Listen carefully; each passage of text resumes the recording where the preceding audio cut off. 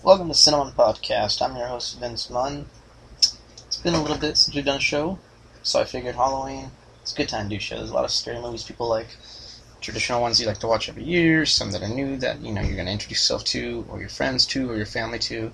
So I figure we like movies. Let's talk about a couple scary movies that you may or may not have seen. Some a little more popular, some a little more obscure, all of them worth the time.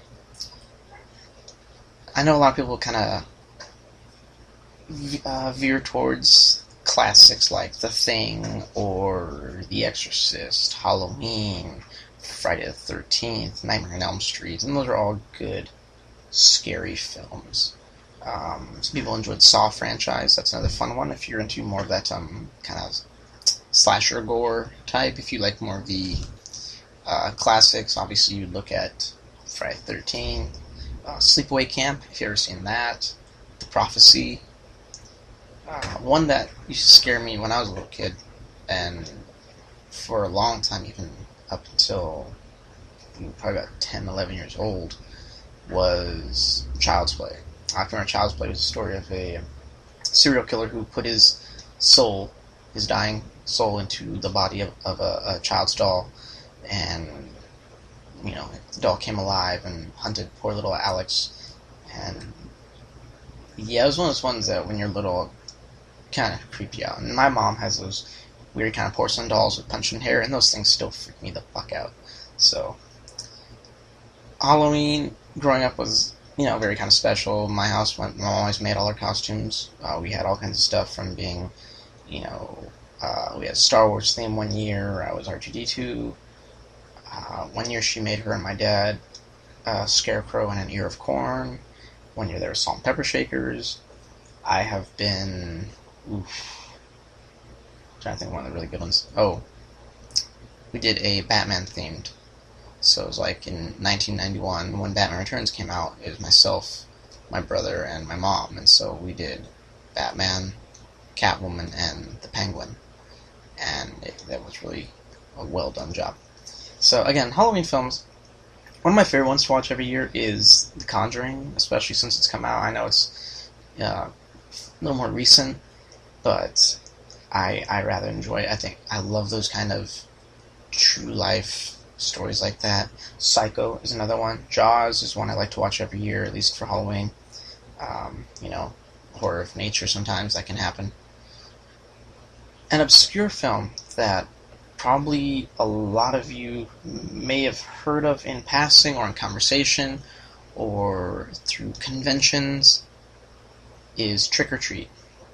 Trick or Treat was released in 2007. It's written and directed by Michael Dougherty, who is a screenwriter on X-Men X2, X-Men United, and Superman Returns.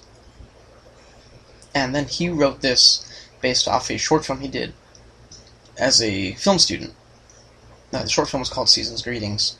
It's about a little boy on a Halloween night going trick-or-treating very late by himself, wearing orange pajamas and a burlap sack over his head. And the little boy's name was Sam, short for Samhain, which is, if you look in the Celtic and history, the Celtic holiday of Halloween, that's where they got the name Sam for the character from. But Trick or Treat is an anthology film. Kind of like, if you remember watching Tales from the Crypt on HBO, or Tales from the Crypt Keeper, if you grew up on Saturday morning cartoons, that was one of the later ones, around like 9:30, 10 o'clock, right around the same time as Reboot, right before or after Reboot. You get Tales from the Crypt Keeper, which were toned-down versions of Tales from the Crypt. Or things like Creepshow, if you've ever seen Creepshow from the 80s, an anthology film of just, separate stories that can sometimes intertwine, interconnect here and there, be it with characters or storylines, or one character that jumps in between different stories. Kind of like if you watch American Horror Story nowadays on FX, that's an anthology show. Whereas every season is a different theme, but it's the same cast. And it's really good. I never really got into it. My wife did. She enjoyed it, and I watched one season with her, and it was alright.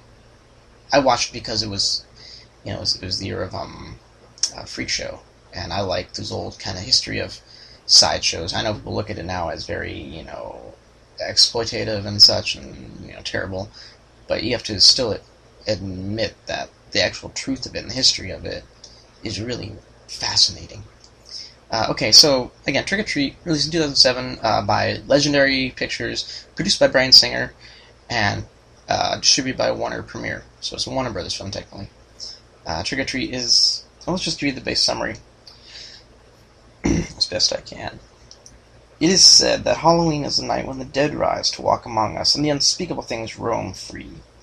The rituals of All Hallows' Eve were devised to protect us from their evil mischief, and one small town is about to be taught a terrifying lesson, that some traditions are best not forgotten. Nothing is what it seems when a suburban couple learns the dangers of blowing out a jack-o'-lantern before midnight. 4 women cross paths with a costumed stalker at a local festival. A group of pranksters goes too far and discovers the horrifying truth buried in a local legend. And a cankerous old hermit is visited by a strange trick-or-treater with a few bones to pick. Costumes and candy, ghouls and goblins, monsters and mayhem. The tricks and treats of Halloween turn deadly as strange creatures of every variety, human and otherwise, try to survive the scariest night of the year.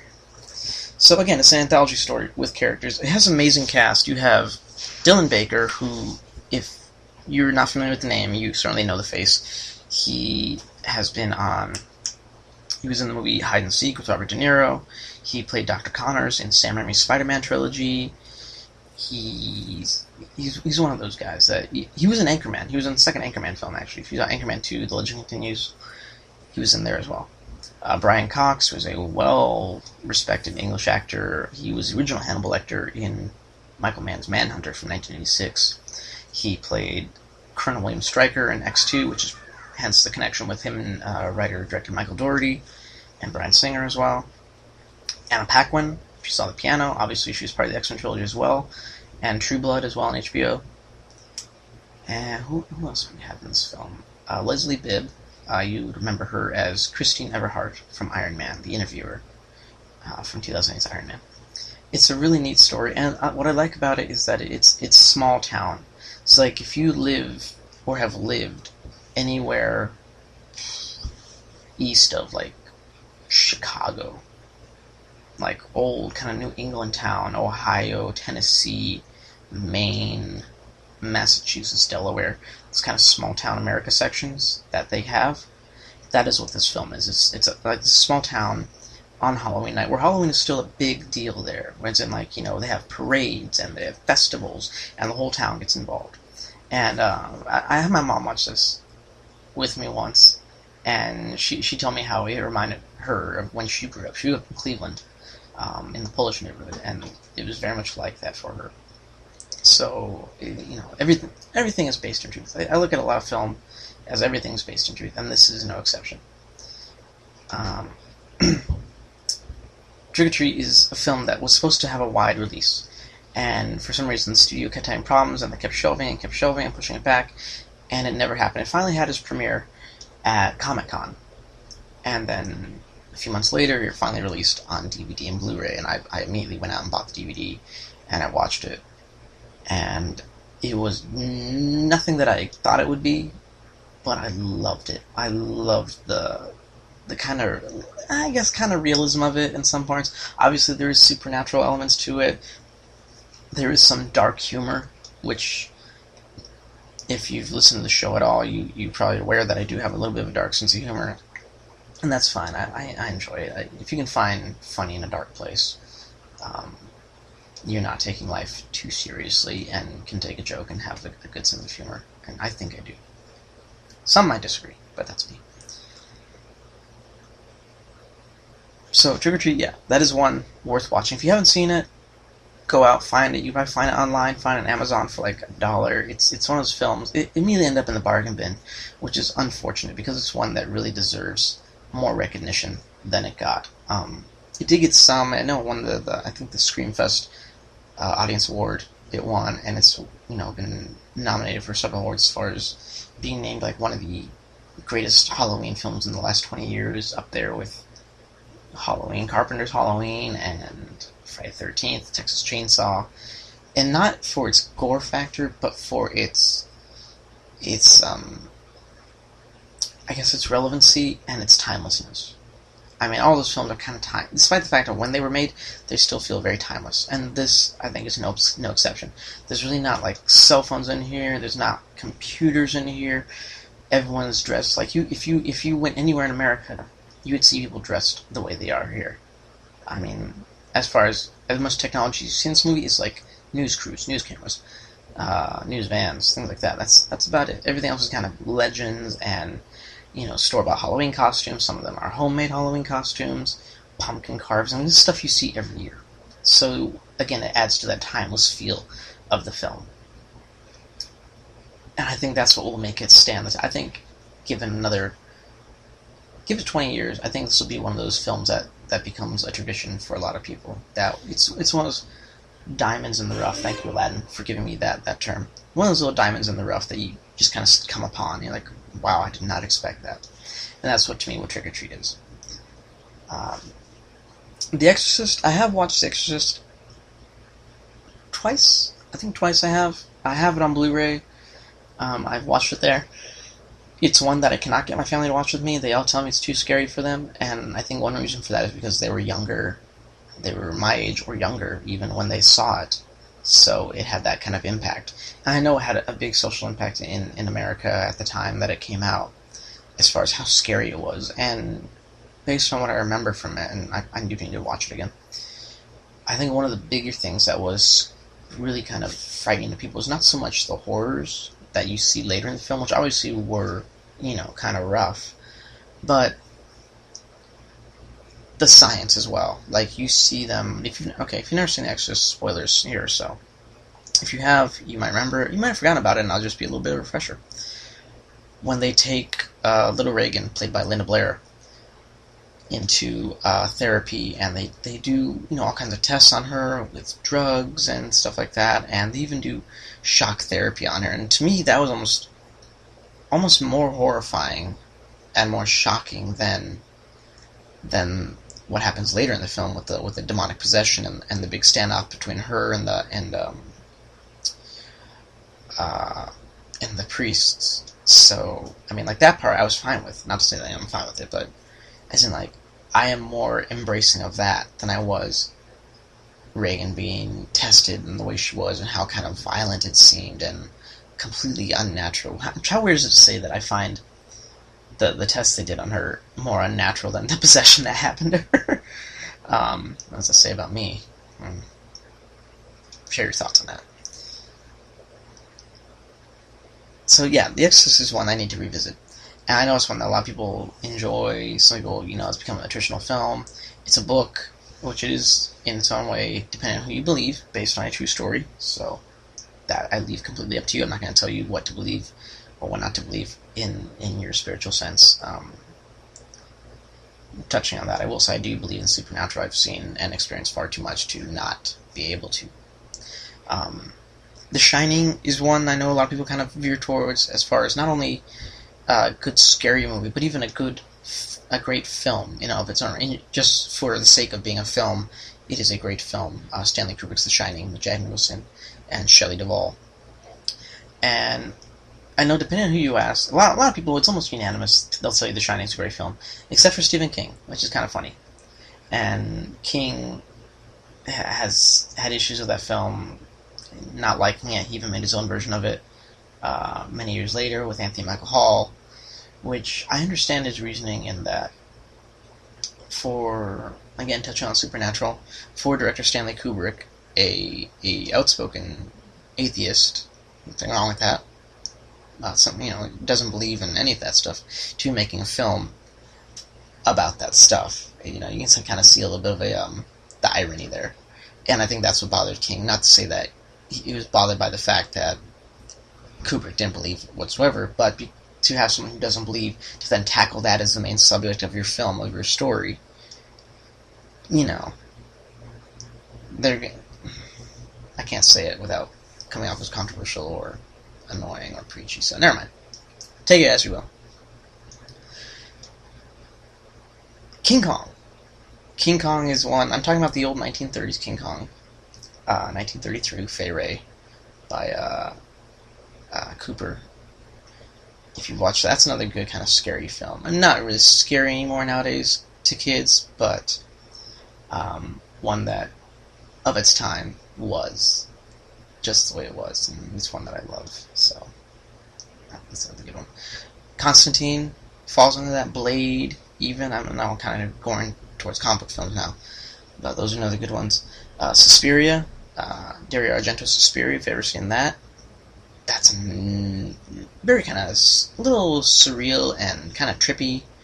Could be kind of fun if you're, smoking, or, whatever kind of recreational activities you like to do.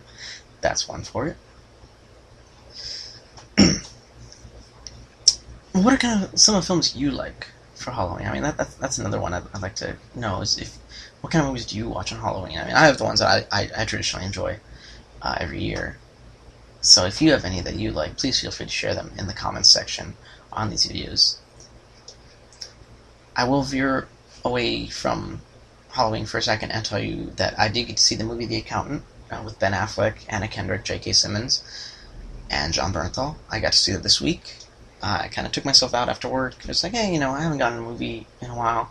So I went, got a ticket over at Liberty Station, went to the grocery store, got a little bit of candy and snuck a soda in my bag, and went to the movies. Got a popcorn and something else to eat as well, and cracked open my soda.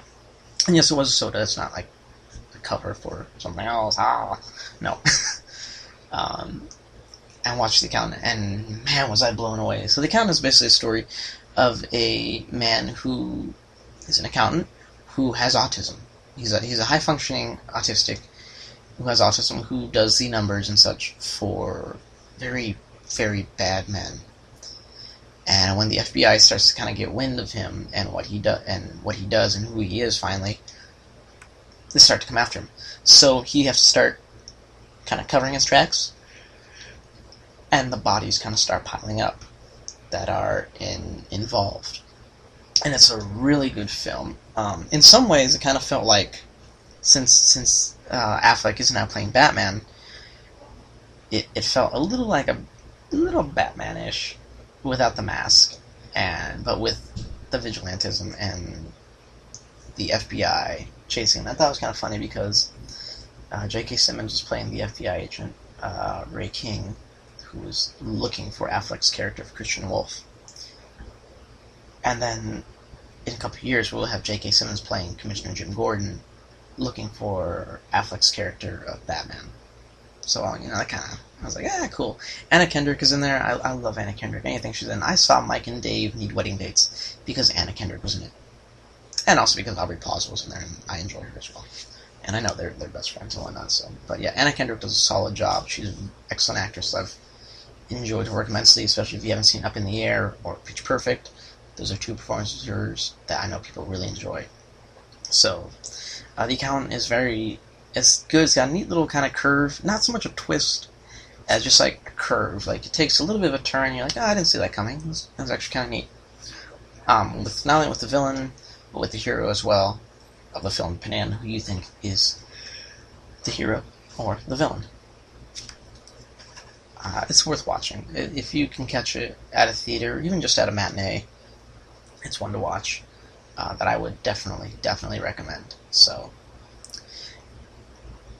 that's going to be it for now. Again, this was a short show. This is only we're going to probably hit around 20 minutes, maybe just over. Just a couple of references. Just want to say Happy Halloween to you. Don't forget about us. We do still have shows coming. Next weekend, we have Marvel's Doctor Strange coming out with Benedict Cumberbatch, Tilda Swinton, Rachel McAdams, Chiwetel Ejiofor, and Mads Mikkelsen. So you can almost be guaranteed that you will get a full review show from not only myself, but my cohorts of Metropolis and Wickwire as well. So hopefully we'll have them back on the show to do a full spoiler-filled review of Doctor Strange. This has been another CineMunn podcast.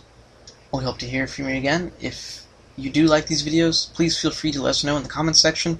Please like us and share us. We're on Facebook at CineMunn, on Instagram at CineMunn, and Twitter as well. CineMunn, CineMunn Podcast. I'm your host, Vince Munn. We'll see you at the concession stand.